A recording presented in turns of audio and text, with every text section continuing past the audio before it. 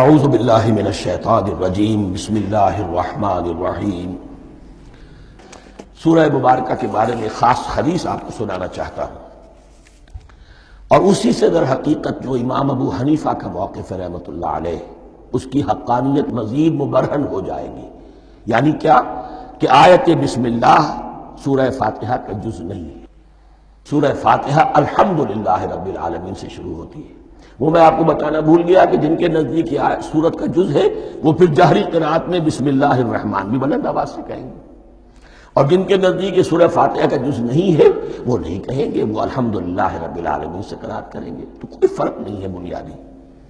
یہ حدیث جو ہے یہ مسلم شریف میں ہے اور حدیث قدسی ہے۔ اس کے راوی حضرت ابو ہریرہ ہے رضی اللہ تعالی عنہ، اور اس حدیث نے اس سورت کے مضامین کا نہایت عمدہ تجزیہ کر دیا ہے۔ حدیث کے الفاظ سن لیجئے: قسمت الصلاۃ بینی و بین عبدی نصفین۔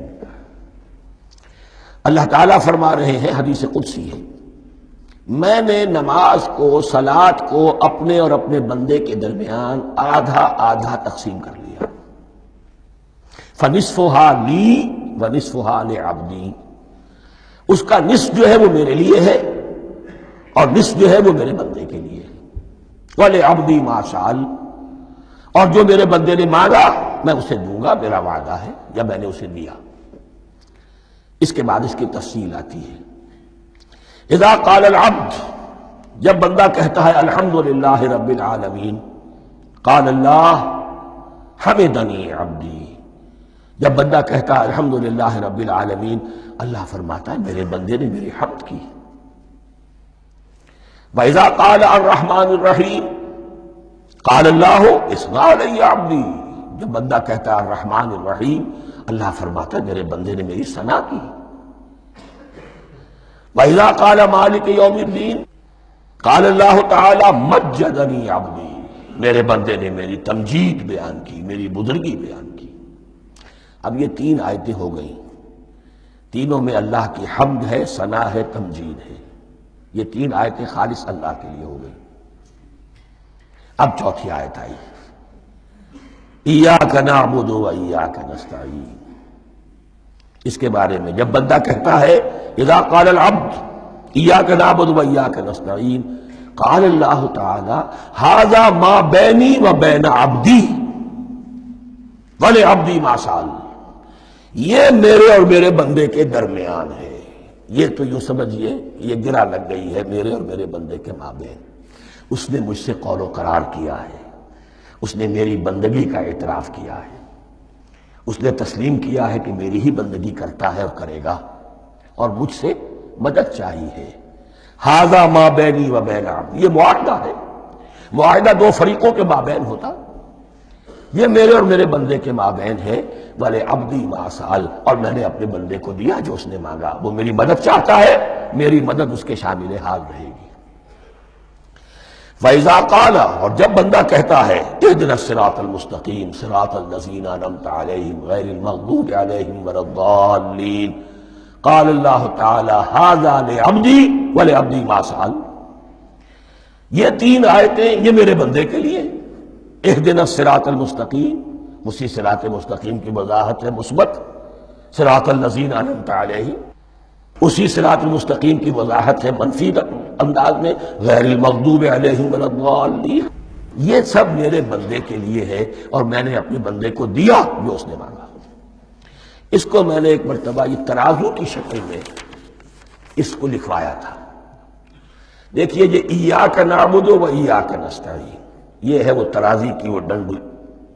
واو جو ہے ایاک نعبد و ایاک نستعین، واو جو ہے گویا کہ وہ مٹھ ہے جس سے کہ ترازو کو پکڑا جاتا ہے۔ ادھر ایک پلڑا ہے جس کی تین آیتیں ہیں، الحمدللہ رب العالمین الرحمن الرحیم مالک یوم الدین۔ اس کا نتیجہ کیا نکلا؟ ایاک نعبد۔ آپ نے شاید یہ سنا بھی ہو، ایک بہت ہی عمدہ قرات کا جو ریکارڈ ہے قاری عبدالباسط عبدالصمد کا، وہ یہاں سے چل کر سورہ فاتحہ کی قرات کر کے ایاک نعبد پر آ کر رکتا ہے۔ الحمدللہ رب العالمین الرحمن الرحیم مالک یوم الدین ایاک نعبد، گویا کہ یہاں یہ صورت بالکل ہاف ہو گئی ہے۔ 3 آیتوں میں اللہ کی حمد ہے، ثنا ہے، تمجید ہے، جس کا نتیجہ ہم تیری ہی بندگی کرتے ہیں، تیری ہی اطاعت کریں گے۔ لیکن اب اس کے بعد سوال ایاک نستعین، اسی کی جو استعانت کیا درکار ہے ہمیں؟ ہدایت۔ ہدایت سب سے بڑی استعانت ہے، ہدایت ہی تو سب سے بڑی مدد ہے۔ اہدنا الصراط المستقیم صراط الذین انعمت علیہم غیر المغضوب علیہم ولا الضالین۔ یہ ایاک نستعین کے حکم کے ساتھ یہ 3 آیتیں آ گئیں۔ اہدنا الصراط المستقیم صراط الذین انعمت علیہم غیر المغضوب علیہم ولا الضالین۔ قسمت الصلاۃ بینی وبین عبدی نصفین فنصفها لی ونصفها لعبدی ولعبدی ما سأل۔ اللہ تعالیٰ اس سورہ فاتحہ کا جو اصل مفہوم ہے وہ بھی ہمارے ذہنوں پر، ہمارے شعور کی سطح پر اسے اجاگر کیے رکھے، ہمیں توفیق دے کہ جب بھی پڑھیں، جب بھی سنیں تو وہ کیفیت اگر ہو جائے۔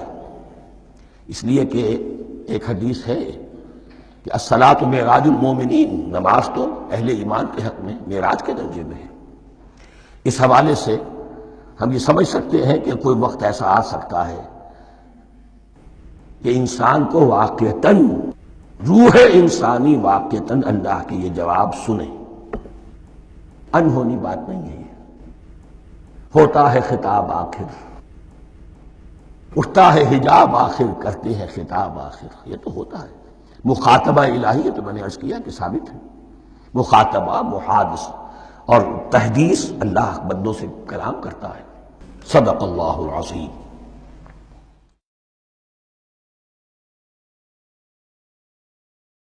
اعوذ باللہ من الشیطان الرجیم، بسم اللہ الرحمن الرحیم۔ اب آئیے بسم اللہ الرحمن الرحیم، اب یہ سورہ بقرہ شروع ہو رہی ہے۔ سورۃ البقرہ جو 286 آیات پر مشتمل ہے، تقریباً 2.5 پاروں پر پھیلی ہوئی ہے۔ ہر شخص جانتا ہے کہ یہ قرآن حکیم کی حجم کے اعتبار سے سب سے بڑی سورت ہے، لیکن یہ معاملہ صرف حجم کا نہیں ہے۔ نبی اکرم صلی اللہ علیہ وسلم نے اسے سنام القرآن قرار دیا ہے۔ آپ نے فرمایا لکل شیء سنام، ہر چیز کی ایک چوٹی ہوتی ہے، جیسے اونٹ کا کوہان ہوتا ہے۔ وسنام القرآن البقرہ، سنام القرآن، قرآن کی چوٹی جو ہے وہ سورۃ البقرہ ہے۔ یہ نوٹ کر لیجئے جو میں نے کل آپ کو جو مختلف مکی اور مدنی صورتوں کے گروپوں کے بارے میں بتایا تھا کہ یہاں سے اب پہلی منزل بھی شروع ہو رہی ہے اور پہلا گروپ بھی شروع ہو رہا ہے، اور اس کے ساتھ جو اگلی صورت آئے گی وہ اس کا جوڑا ہے، سورہ آل عمران، جس کی سب سے نمایاں علامت یہ نوٹ کیجئے، یہ بھی الف لام میم سے شروع ہوئی، اگلی بھی الف لام میم سے شروع ہوگی۔ اس کے بعد 2 صورتیں مدنی اور ہیں، لیکن ان دونوں میں نہ حروف مقطعات ہے، نہ کوئی اور تمہیدی کلام ہے، براہ راست خطاب۔ سورہ نساء میں یا ایھا الناس اور سورہ مائدہ میں یا ایھا الذین آمنوا، کوئی تمہیدی بات نہیں، کوئی حروف مقطعات نہیں، براہ راست خطاب۔ وہ ایک جوڑا ہے سورہ نساء اور سورہ مائدہ، اور یہ ایک جوڑا ہے سورہ بقرہ اور سورہ آل عمران۔ سورہ بقرہ اور سورہ آل عمران کو نبی اکرم صلی اللہ علیہ وسلم نے الزہراوین بھی قرار دیا ہے۔ زہرا کہتے ہیں بڑی روشن چیز کو، یہ حضرت فاطمہ رضی اللہ تعالی عنہا کے نام کے ساتھ آتا ہے، فاطمۃ الزہراء، تو زہرا بہت روشن، دمکتی ہوئی شے۔ الزہراوین، یہ 2 نہایت دمکتی ہوئی صورتیں ہیں جو قیامت کے دن 2 بدلیوں کی شکل میں ظاہر ہوں گی، حضور نے فرمایا، اور جو لوگ ان صورتوں سے محبت کرتے تھے ان پر سایہ کریں گے۔ اللہم ربنا اجعلنا منہم، ہمیں اللہ تعالیٰ ان میں شامل فرما دے۔ اس سورہ مبارکہ کو 2 حصوں میں تقسیم سمجھیے۔ ویسے تو یہ کہ رکوع آئیں گے، پارے بھی بدلیں گے اس میں، لیکن حصے 2 ہیں۔ پہلے حصے میں اصل روح سخن سابقہ امت مسلمہ سے ہے، یہود سے، بنی اسرائیل سے۔ دوسرے حصے میں اصل خطاب موجودہ امت مسلمہ سے ہے، امت محمد سے صلی اللہ علیہ وسلم۔ پہلے حصے میں 18 رکوع ہیں، لیکن آیات 152 ہیں. دوسرے حصے میں 22 رکوع ہے لیکن آیات 134 ہیں. گویا کہ اس سے آپ کو توازن نظر آئے گا کہ اگرچہ ادھر رکوع کی تعداد کم ہے 18 لیکن آیات کی تعداد زیادہ ہے 152. دوسرے حصے میں رکوعوں کی تعداد زیادہ ہے 22 لیکن آیات کی تعداد 134. اسی لیے اس کا ایک نام میں نے تجویز کیا ہے، وہ اس لیے تاکہ کچھ حقائق آپ کے ذہنوں میں ان ناموں کے حوالے سے بھی انشاءاللہ محفوظ ہو جائیں گے. سورۃ الامتین، دو امتوں کی سورت، اس لیے کہ تقریباً نصف اس کی ساری بحث جو ہے، مرکزی بحث، وہ سابقہ امت مسلمہ بنی اسرائیل، اور دوسرا نصف اس میں سارا خطاب وہ ہے موجودہ امت مسلمہ یعنی امت محمد صلی اللہ علیہ وسلم. اس کا جو پہلے 18 رکوع ہیں یا پہلا حصہ ہے، اس کے اندر ڈویژن فردر ہوگی ورٹیکل، عمودی. پہلے 4 رکوع، پھر 10 رکوع، پھر 4 رکوع. لیکن جو 22 رکوع ہیں دوسرے حصے کے، دوسرے نصف کے، اس میں ڈویژن جو ہے جو ہاریزونٹل ہے، وہ افقی تقسیم ہے، عمودی نہیں، افقی. وہ میں بعد میں بیان کروں گا جب ہم وہاں پہنچ جائیں گے. ان کو پہلے سمجھ لیجئے کہ اس پہلے حصے کی جو تقسیم میں نے کی ہے، پہلے 4 رکوع، پھر 10 رکوع اور پھر 4 رکوع. پہلے 4 رکوع یوں سمجھیے کہ پورے قرآن مجید کے لیے اس کی حکمت اور فلسفے کا جو حصہ مکی قرآن میں بیان ہو چکا تھا اس کا خلاصہ ہے. جب یہ سورت نازل ہو رہی ہے تو یہ تو مدینہ میں حضور تشریف لا چکے ہیں، 12-13 سال جو ہے گزر چکے ہیں، اور ان 12-13 سالوں کے دوران 2/3 قرآن نازل ہو چکا ہے. اس میں جو بھی حکمت، فلسفہ اور بنیادی دعوت، یہ جو چیزیں مکی قرآن میں بیان ہوئیں، ان کا خلاصہ نچوڑ نکال کر یہاں 4 رکوعوں میں رکھ لیا گیا. اگرچہ ان میں بھی جب گہرائی میں آپ دیکھیں گے تو روح سخن جو ہے وہ بنی اسرائیل کی طرف ہے، وہ میں بعد میں عرض کروں گا. لیکن اضافی طور پر یہ سمجھ لیجئے کہ پورے مکی قرآن کے حکمت اور پیغام کا خلاصہ ان 4 رکوع میں.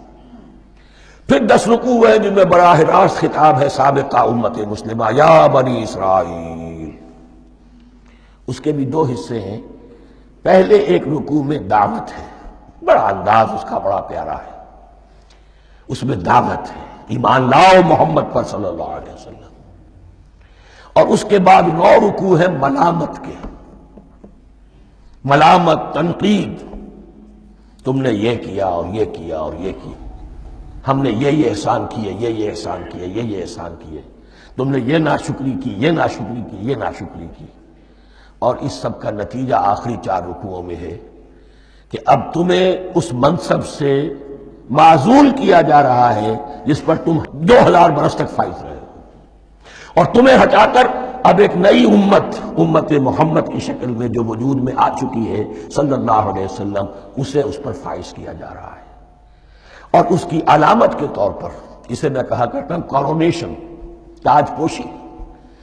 ایک امت معزول، دوسری امت اس کا نصب ہو رہا ہے. اس کی تاج پوشی کے لیے سمبل، علامت کیا ہے؟ قبلہ تحویل. وہ قبلہ یروشلم، سابقہ امت کا قبلہ اب ادھر رخ نہیں ہوگا. اب اہل توحید کا قبلہ یہ مکے کی طرف ہوگا، بیت اللہ کی طرف ہوگا. تو تحویل قبلہ کا مضمون ہے جو ان 4 رکوعوں میں آتا ہے. تو یہ میں نے تھوڑی سی تمہید جو ہے آپ کے سامنے رکھ دی ہے. اب بسم اللہ کیجئے. صدق اللہ العظیم.